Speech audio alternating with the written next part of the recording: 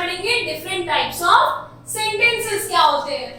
तो depending upon the types of work it performs a sentence can broadly be divided into following 5 types. अब sentence किसके basis पे divide हुए हैं? On the basis of work they perform, मतलब किस किस यूज में आ रहे हैं सेंटेंसेस, उस बेसिस पे 5 टाइप्स में सेंटेंसेस डिवाइडेड हैं। तो first is assertive sentence. Assertive sentences कौन से होते हैं?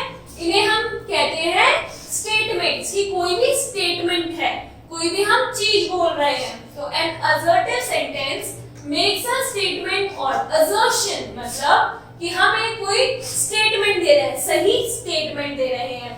It tells us something about the subject. An assertive sentence क्या होता है? इट मेक्स अ स्टेटमेंट, कोई भी सेंटेंस कोई स्टेटमेंट दे रहा है तो उसे हम कहते हैं असर्टिव सेंटेंस, और ये बताता है समथिंग अबाउट द सब्जेक्ट, कि सब्जेक्ट क्या कर रहा है, सब्जेक्ट का क्या रोल है सेंटेंस में। अब इट में ईदर बी पॉजिटिव और नेगेटिव। अब जो असर्टिव सेंटेंसेस है वो पॉजिटिव भी हो सकता है, नेगेटिव भी हो सकता है। In an assertive sentence, the subject is mostly placed before the verb and a full stop is used at the end. मतलब ये sentences कैसे बनते हैं? सबसे पहले हम लिखते हैं subject plus verb plus object और लास्ट में हम लगाते हैं full stop। तो ये क्या होगा? ये हो गया हमारा assertive sentence. Now read the following sentences. Assertive sentence मतलब affirmative, मतलब positive. We live in a small town. My mother helped me in my homework. Delhi is the capital of India. The boy is very intelligent. तो ये सारी क्या statements हैं, और ये सब कौन सी statements हैं? Positive statement. Now second, assertive sentence. Assertive मतलब negative sentence. तो Nitin does not read in our school. अब क्या नितिन क्या हुआ? सब्जेक्ट जिसके बारे में बात कर रहे हैं। अब डज नॉट, नॉट क्या हुआ? नॉट शोज कर रहा है हमें कि नेगेटिव सेंटेंस है ये। Read in our school. The milk is not hot. तो हॉट क्या हुआ? हॉट हमें नॉट क्या हुआ? नॉट हमें बता रहा है कि ये कौन सा सेंटेंस है? असर्टिव सेंटेंस में नेगेटिव है।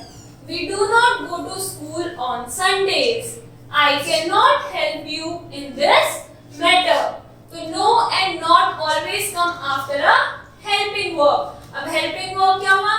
जैसे इसमें is, are, am, was, were, will, shall, ये सब क्या होता है? ये सब होता है हमारे helping verbs. Now second is interrogative sentence. Interrogative means हम किसी से कुछ question पूछ रहे हैं। So an interrogative sentence is used to ask questions. It can be started with a helping verb. अब helping verb for example, do you take exercise daily? अब do क्या हुआ? एक helping verb हुआ। Has he finished his work? Has भी क्या हुआ? Has is also a helping verb. Helping verb कौन कौन से हो सकते हैं? Is, are, am, was, were, has, have, had, will, shall, ये जितने भी वर्ड्स होते हैं ये सारे हमारे होते हैं helping verb. Now second is with a question word. अब क्वेश्चन वर्ड क्या होता है? क्वेश्चन वर्ड्स आर जिन वर्ड्स को यूज करके हम कोई क्वेश्चन पूछ सकते हैं, मतलब व्हाट, who,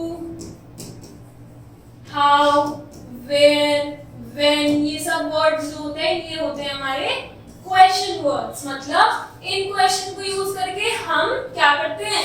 इन वर्ड्स को यूज करके हम क्वेश्चन पूछते हैं। अब जो हेल्पिंग वर्ब से होते हैं स्टार्ट क्वेश्चंस, उनका आंसर यूजुअली यस या नो में होता है। बट जब हम विद अ क्वेश्चन वर्ड कोई क्वेश्चन वर्ड से पूछते हैं तो क्या होता है? एक स्टेटमेंट में होता है, जैसे Do you take exercise daily? Yes या फिर no. Who is calling me? अब इसमें yes या no नहीं बोल सकते, हमें इसमें क्या एक प्रॉपर स्टेटमेंट देनी होगी। How did you solve the question? अब हाउ डिड यू, अब वो तरीका पूछे कि तुमने इस क्वेश्चन कैसे सॉल्व करा. Now note, an interrogative sentence always ends with a mark of interrogation or question mark. तो इंटरोगेटिव सेंटेंस है, क्वेश्चन पूछ रहे हैं इसलिए किससे एंड होगा हमेशा, क्वेश्चन मार्क से. तो इस ये सेंटेंसेस हमारे कैसे फॉर्म होंगे, सबसे पहले हम लगाएंगे हेल्पिंग वर्ब या फिर क्वेश्चन वर्ड. तो हेल्पिंग वर्ड या फिर क्या, क्वेश्चन वर्ड, प्लस उसके बाद में लगेगा हमारा subject plus verb plus last में object and plus question mark. तो ये क्या हुआ हमारा, ये हमारे हुए interrogative sentences. Now C is imperative sentence. Imperative मतलब क्या होता है, इंपेरेटिव मतलब कि हम कोई कमांड कर रहे हैं, रिक्वेस्ट कर रहे हैं या फिर किसी को एडवाइस दे रहे हैं. तो ये सब चीजें किस कैटेगरी में आती है, imperative sentence.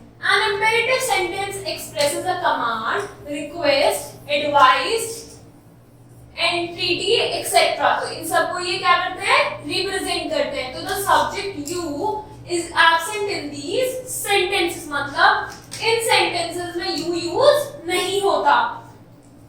A full stop is put at the end of such sentences. कौन सा पंक्चुएशन मार्क यूज होता है, full stop. Now examples, open the door, हम क्या कह रहे हैं, ऑर्डर दे रहे हैं, ओपन द डोर. तो ये भी हो सकता है you open the door, but हम इसमें क्या है, यू हम इसमें लिखते ही नहीं है. तो open the door. Take these medicines twice a day. तो ये क्या हुई हमारी एडवाइस, इसलिए क्या हुआ, ये हुआ हमारा imperative sentence. Now T is exclamatory sentence, मतलब हम कोई अपनी सडन फीलिंग शो कर रहे हैं. An exclamatory sentence expresses strong or sudden emotional feelings. For example, how beautiful is the rain? What a pleasant surprise. तो लास्ट में क्या लग रहा है, exclamatory mark to show कि क्या है, exclamatory sentences. Now, fifth is optative sentence. Optative sentence कौन से होते हैं?